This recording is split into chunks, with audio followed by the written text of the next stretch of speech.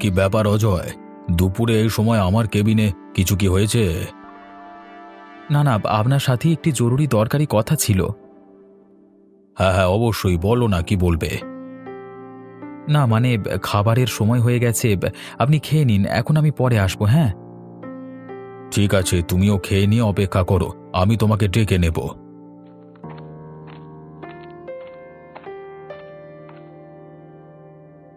হ্যাঁ অজয়, ভেতরে এসো এবার।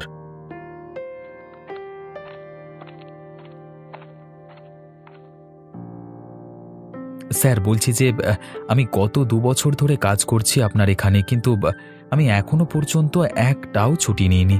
তাই এখন আমার ১ মাসের জন্য ছুটি চাই। কেন ১ মাসের জন্য কেন? তুমি এই অসময়ে ছুটির আশা করো কি করে? কেন আমি করতে পারি না কেন? আমি তো বিগত ২ বছর ধরে পরিশ্রম করে কাজ করছি। তুমি জানো এই সময় অফিসে কাজের কতটা চাপ রয়েছে, তাই আমি তোমাকে এখন কোনোভাবেই ছুটি দিতে পারবো না। আপনি যখন এইটুকুও করতে পারছেন না, তাহলে আমি করব না আপনার কাজ। আরে আরে, রেগে যাচ্ছ কেন? ঠিক আছে, এত করে যখন বলছো, আমি ১৫ দিনের ছুটি দিতে পারি, কিন্তু এরপর আর ছুটির আশা করবে না। ঠিক আছে স্যার। আচ্ছা ঠিক আছে।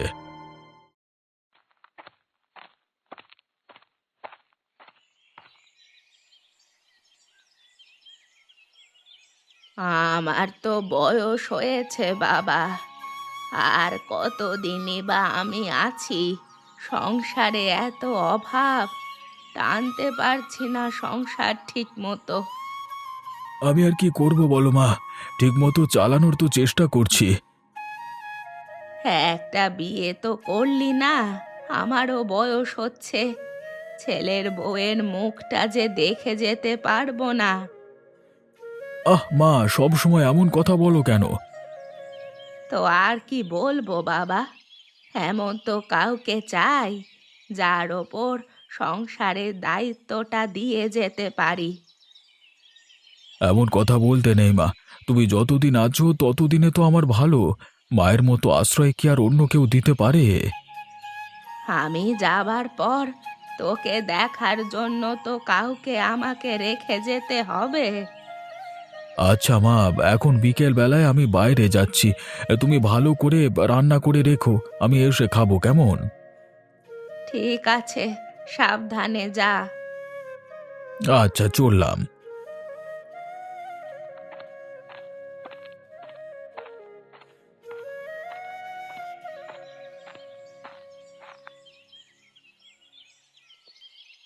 কই গো বউ, কোথায় গেলে?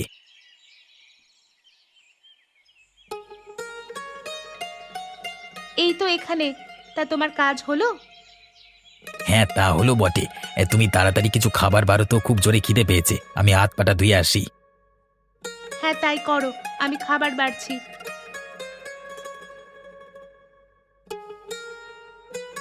এভাবে আর কতদিন চলবে? ঠিকঠাক উপায় হচ্ছে না। সংসারের এত খরচ কিভাবে চালাবো বুঝতে পারছি না। আমি তো চালিয়ে নিচ্ছি, তুমি এত চিন্তা করছো কেন? না গো গিন্নি, এই সামান্য কেরানির কাজ করে আর চালাতে পারছি না। বাজারে সবকিছুর দাম তো আকাশ ছোঁয়া, কিভাবে সবকিছু সামলাবো? চিন্তা করো না, সব ঠিক হয়ে যাবে। বিধাতার ওপরে ভরসা রাখো, উনি ওপর থেকে সব দেখছেন। সে কি আর বললে হয়? কতদিন হলো বিয়ে হয়ে গেল, এখনো তোমাকে কিছু দিতে পারলাম না। সবাই তার স্ত্রীকে কত কিছু উপহার দেয়।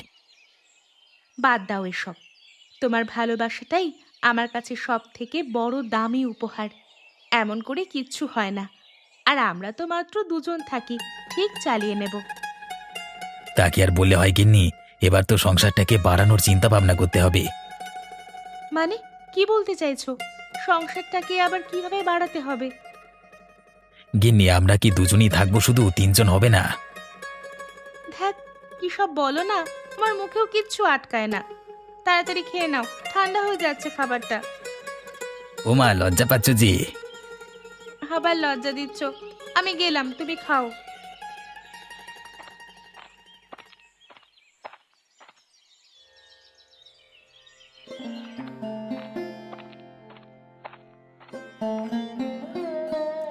কি গো, কোথায় তুমি?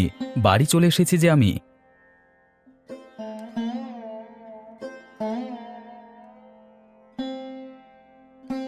শুনছি, কি বলবে? অফিসে কিছু হয়েছে নাকি? আরে না না, তেমন কিছু না। বস ছুটিটা দিয়েছে 15 দিনের জন্য। তা হঠাৎ ছুটি নিলে যে? কোথাও যাবে নাকি? কোনো কাজ আছে নাকি? অনেকদিন তো হলো কোথাও যাই না, তাই ভাবলাম তুমি আর আমি কোথাও একটু ঘুরে আসি। কোথায় যাব বলো? তাহলে চলো গ্রামের বাড়ি যাই। মা বাবার সাথেও দেখা হবে, গ্রামটাও ঘোরা হবে। তাই চলো, অনেকদিন গ্রামের বাড়ি যাইনি, মা বাবার সাথেও দেখা হয়ে যাবে। শুধু হাতে যাবে নাকি? কিছু তো কেনাকাটা করতে হবে। এতদিন পর যাচ্ছি, কিছু না নিয়ে গেলে হয়? তা ঠিক। তুমি তাহলে তৈরি হয়ে নাও, হ্যাঁ? আমি এখনই গাড়ি বলে আসছি। ঠিক আছে, আমি তৈরি হয়ে আসছি। তুমি গাড়ি বলে দাও, তাড়াতাড়ি করো। বাড়ি ফিরে আবার অনেক গুছানো আছে, সব ঠিকঠাক করে তো যেতে হবে নাকি? ঠিক আছে ঠিক আছে, আমি এক্ষুনি আসছি, তাড়াতাড়ি ফিরতে হবে আমাকে। কতদিন পর বাড়ি যাচ্ছি, কি যে আনন্দ হচ্ছে বলে বোঝাতে পারবো না। তা যা বলেছ, অনেকদিন হলো গ্রাম ছেড়েছি, আর ঘুরেও যাওয়া হয়নি। আজ তবে খুশিতে একটা গান হয়ে যাক। তোমার পাগলামো আর গেল না, সেই আগের মতোই রইলে। শরীরের বয়স বেড়েছে বউ, মনের বয়স কি আর বেড়েছে? এখনো সেই আগের সেই জোয়ানটাই আছি। খালি উল্টো পাল্টা কথা। সামনের দিকে দেখো, আজকের আকাশটা কি সুন্দর। এই পথ যদি না শেষ হয় তবে কেমন হতো তুমি বলো তো? না না, তুমি বলো। আরে তুমি বলো না কেমন হতো। খুবই বাজে হতো। কত আশা নিয়ে বেরিয়েছি, বলে কিনা এই পথ যদি না শেষ হয়। তোমার কি একা আনন্দ হচ্ছে নাকি? আমি কতদিন পর বাবা মাকে দেখতে পাবো, নিজের জন্মভূমিতে ফিরবো। তাহলে অমন গান গাইছো কেন? এমনি গো বউ, এমনি মনের আনন্দে। পথ যেন শেষই হচ্ছে না, আর কত বাকি কে জানে। দাঁড়াও দাঁড়াও, এত অধৈর্য হয়ে যাচ্ছ কেন? আর তো একটুখানি পথ বাকি। আর যে তস হয়েছে না, গ্রামের ওই মিষ্টি পরিবেশ উপভোগ করার জন্য মনটা বড্ড ব্যাকুল হয়ে উঠেছে। আর 1 ঘন্টা মতো লাগবে, আর বেশিক্ষণ লাগবে না। কি বলছো গো? এখনো 1 ঘন্টা লাগবে? এই তো কখন থেকে হেঁটেই চলেছি। এবার খুবই কষ্ট হচ্ছে গো, আমি যে আর পারছি না। এতখানি কষ্ট যখন করে আসতে পেরেছো, আর একটুখানি পথ অতিক্রম করে ফেলতে পারবে। সামনের দিকে দেখো আর মনের জোরের সাথে এগিয়ে চলো।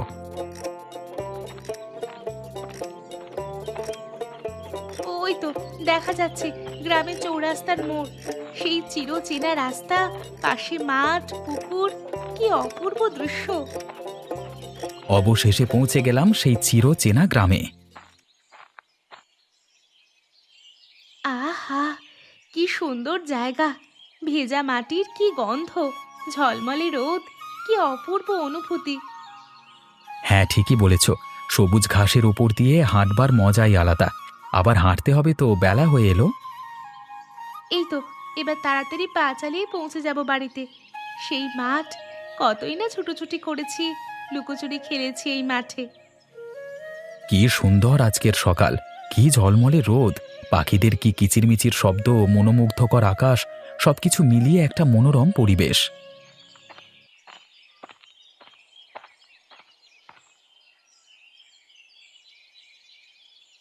আরে অজয়, যে অনেকদিন পর দেখা পেলাম, কেমন আছিস? হঠাৎ এলি যে, কোনো সমস্যা নাকি? কাকু কাকিমা ভালো আছে তো? আরে না না, তেমন কিছু না, মা বাবাও ভালো আছে। অনেকদিন আসা হয়নি, তারপর ছুটি পেয়েছি তাই চলে এলাম।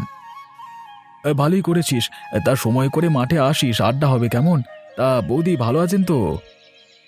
হ্যাঁ দাদা, ভালো আছি। আপনি কেমন আছেন? কাকিমা ভালো আছে তো? শরীর ঠিক আছে তো কাকিমার? হ্যাঁ বৌদি, মা ভালো আছে, আমিও ভালো আছি। আপনারা এবার এগুন বাড়ির দিকে, অনেক ধকলই তো হয়েছে রাস্তায়। হ্যাঁ দাদা, কাকিমাকেও অবশ্যই নিয়ে আসবেন।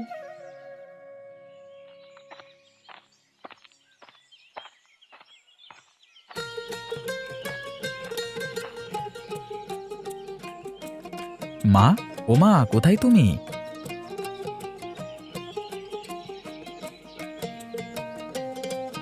আরে বাবা তুই, হ্যাঁ এতদিন পর এলি, একবার বলে আসতে হবে না বল? একটু রান্না বান্না করে রাখতে পারলাম না। তোদেরকে আর বড় করতে পারলাম না। বলে আসলে কি এত চমকাতে বলো? এটা তো তোমার জন্য চমক ছিল মা। বলো কেমন আছো, শরীর কেমন আছে? আর বাড়ির ছেলে তো, একটু বসলেই খাবার বানিয়ে দেবে, আবার কি আছে। ভালো আছি আমি, শরীরও ভালো আছে। মা কেমন আছেন? বাবা কোথায়? কতদিন পর দেখলাম, এত শুকিয়ে গেছো কেন?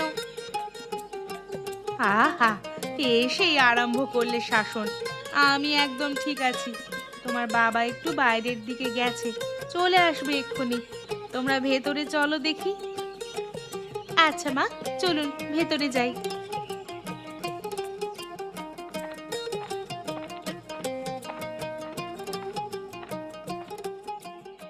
বৌমা কেমন আছো? একবার আসবে যে বলে এই এলে, হ্যাঁ? এতদিন পর যখন এলে, একটু আয়োজন না করলে হয় বলো? কিচ্ছু করতে হবে না বাবা, আমরা এখন আছি তো, পরে খাওয়াবে। কেমন আছো বাবা? কতদিন পর দেখা হলো তোমার সাথে। হ্যাঁ বাবা, ভালো আছি। তোর কাজ কেমন চলছে? শরীর ঠিক আছে তো? হ্যাঁ বাবা, একদম ঠিক আছে, কাজও ভালো চলছে। আচ্ছা বাবা, আমি হাত পা ধুয়ে জামা কাপড় ছেড়ে আসছি, এসে জমিয়ে গল্প করব।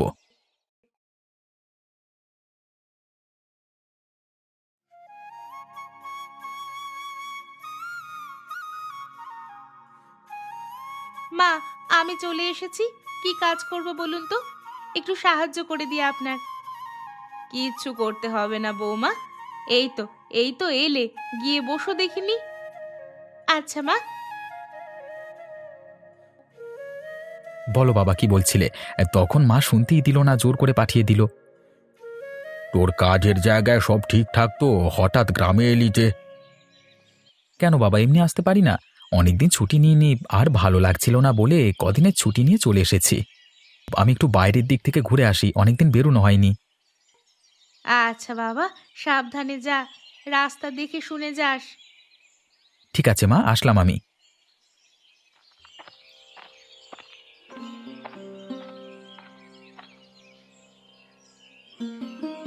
কিরে অজয়, এসেই ঘুরতে বেরিয়ে পড়েছিস? বস বস, এখানে একটু আড্ডা মারি। তা যা বলেছিস, তাহলে এখানেই বসা যাক। হ্যাঁ, কি খবর তোর বল? বিয়ে করিসনি কেন এখনো? আর বিয়ে রে? সংসারটাই ঠিক করে টানতে পারছি না, আবার বিয়ে কি করে টানবো নিজেই বুঝতে পারছি না রে। মায়েরও বয়স হয়েছে। ওই জন্যই তো বিয়েটা করতে বলছি। কাকিমাকে দেখে শুনে রাখবার মতো একটা লোক পাবি, আর তুইও একটা জীবনসঙ্গী পাবি।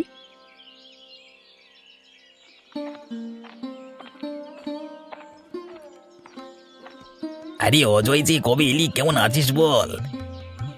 ভালো আছি রে, তুই কেমন আছিস? সব ঠিকঠাক তো? বউ কেমন আছে? ভালো আছি রে। তোকে কতদিন পর দেখে যে কি ভালো লাগছে বোঝাতে পারবো না। এখনো সেই আগের মতোই আছিস দেখছি। একদম গ্রামের খাঁটি ছেলে আমাদের অজয়। শহরে গিয়েও গ্রামের আতপ কায়দা বলেনি। আর বলিস না।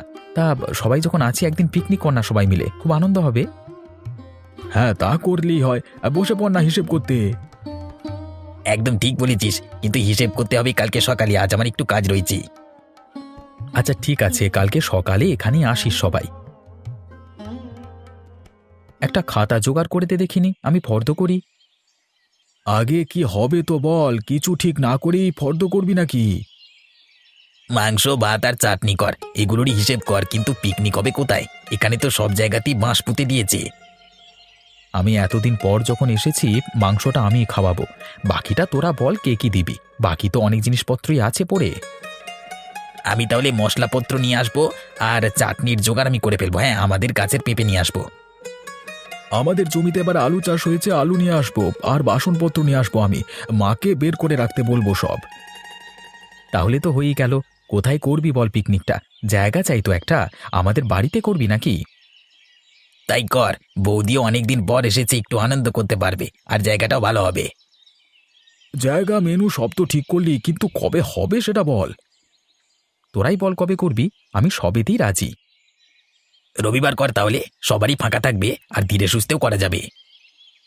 তবে তাই হোক, সামনে রোববার পিকনিক হোক অজয়ের বাড়িতে, কেমন?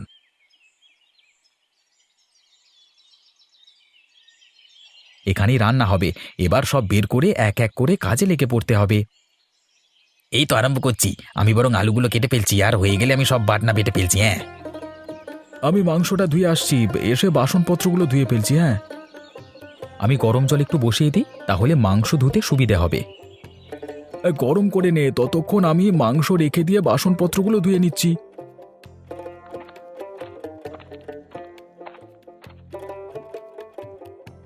আরে বৌদি যে, এসো এসো, ভালো আছো? আমাদের বাড়ি তো আর গেলে না। কি বলবো বলো, এখানে বসো আমাদের সাথে। হ্যাঁ দাদা, বলো। আমি ভালো আছি।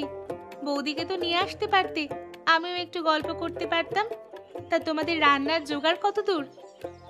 এই তো হয়ে এসেছে, আর বেশিক্ষণ লাগবে না। সব কাটা হয়ে গেলেই রান্না বসিয়ে দেওয়া হবে। আমি তাহলে রান্নাটা করে দিচ্ছি, তোমরা গল্প করো। এতদিন পর বন্ধুরা একসাথে হয়েছো, একটু আড্ডা না দিলে হয় বলো? তাহলে তো ভালোই হয়, তুমি রান্না বসিয়ে দাও, তাহলে আমরা ওদিকে গিয়ে বসছি। বৌদি, তাহলে কোনো দরকার হলে ডাকবেন, হ্যাঁ, আমরা তখনই চলে আসবো। আমরা তাহলে চল না, কলা পাতা কেটে আনি। তাই যাওয়া যাক, ততক্ষণে এখানে রান্না হোক, আমরা ঘুরে আসি।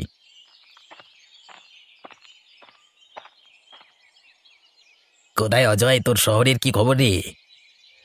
কেন রে, হঠাৎ শহরের নিয়ে পড়লি কেন? এখানে কেরানির কাজে একটুও লাভ হচ্ছে না রে। এরকম করে চলতে থাকলে খুব তাড়াতাড়ি আমরা পথে বসবো। তাহলে কি করবি বলে ঠিক করেছিস? ভাবছি সামনের বছর শহরে গিয়ে কিছু একটা কাজ করি, সংসার চালাবো। সে তো খুব ভালো কথা। তাহলে তুই আমাদের সাথেই যাচ্ছিস না কেন? আমার তো মাত্র 15 দিনের ছুটি, তারপরেই আমাকে যেতে হবে। আমার আর কি, আমি এখানে চাষ করি, কাটিয়ে দেব জীবন। কিন্তু তোরা সব বন্ধুরা চলে গেলে খুব মন খারাপ হয়ে যাচ্ছে রে, কিন্তু কাজের চাপে তো যেতেই হবে। হ্যাঁ, সে তো ঠিকই রে বিনোদ, কাজ কাজ করে এই গ্রামকেই ভুলতে চলেছিলাম আমি, তাই তো গ্রামের টানে ছুটে এলাম। তা তোর গ্রামে এসে কেমন লাগছে বল আগে? খুব ভালো লাগছে রে, মন একদম জুড়িয়ে গেল। আমি আর তোদের বৌদি তো ঠিক করেছি প্রত্যেক বছর এখানে আসবো 2-3 দিনের জন্য হলেও। বাহ, এ তো খুব ভালো কথা। বলছি, তোরা কি আবার কেউ নদীতে স্নান করবি নাকি? হ্যাঁ, করলেও মন্দ হয় না। হ্যাঁ, চল তাহলে নদীতে নামা যাক।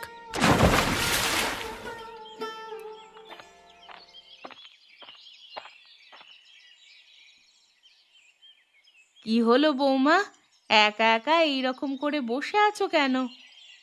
দেখুন না মা, 3 বন্ধু সে কখন ঘুরতে বেরিয়েছে, কিন্তু এখনো আসার নাম নেই। আর কি হবে বৌমা, অনেক দিন পর বন্ধুদের দেখে সেও নিজেকে সামলে রাখতে পারছে না। হ্যাঁ, এটা আপনি ঠিক কথাই বলেছেন মা।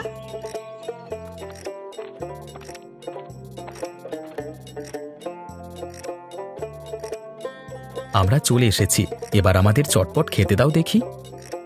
তোমরা একটু দাঁড়াও, আমি খাবার জায়গা করছি।